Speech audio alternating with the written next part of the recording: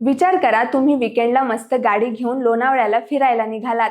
गाण्याचा मस्त आवाज, निसर्गाचा आनंद घेत आहात आणि अचानक तुमची गाडी हायवेवर पोलीस अडवतात.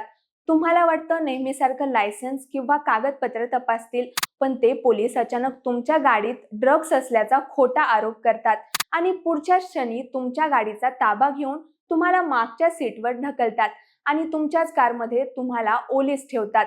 ऐकायला एखाद्या बॉलिवूडच्या हाय व्होल्टेज क्राईम थ्रिलर स्टोरीची ही कथा वाटतीये, पण हा सिनेमा नाही, तर पुणे लोणावळा महामार्गावर घडलेला एक असा थरार आहे ज्याचा क्लायमॅक्स ऐकून तुमचेही डोके चक्रावून जाईल. रक्षकच जेव्हा भक्षक बनून संपूर्ण शहरात फिरत होते, तेव्हा एका स्मार्ट वॉचने हा संपूर्ण डाव कसा उलथून लावला, पाहुयात आजच्या विशेष स्टोरीमध्ये. नमस्कार, मी कोमल वखरे आणि तुम्ही पाहताय सरळ सोपं. दुबईहून आलेलं एक NRI दाम्पत्य आणि 2 तरुण लोणावळ्याची थंड हवा आणि निसर्गाचा आनंद घेण्यासाठी कारने निघाले होते.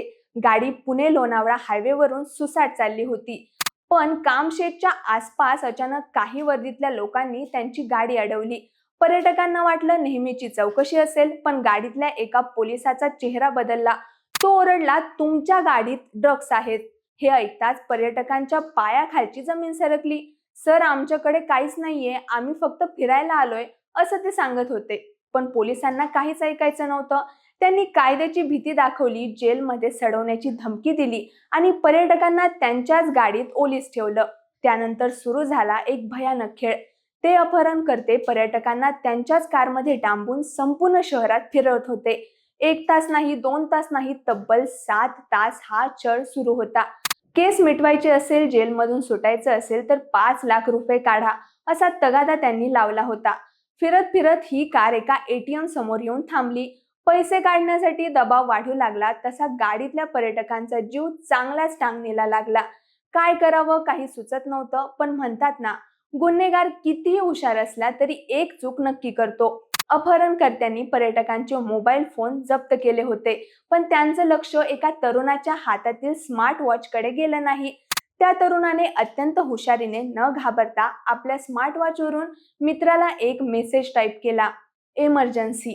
हा मेसेज मिळताच मित्राने वेगाने चक्र फिरवली आणि काही वेळातच त्या ATM केंद्राबाहेर अचानक खऱ्या पोलिसांची गाडी सायरन वाजवत दाखल झाली.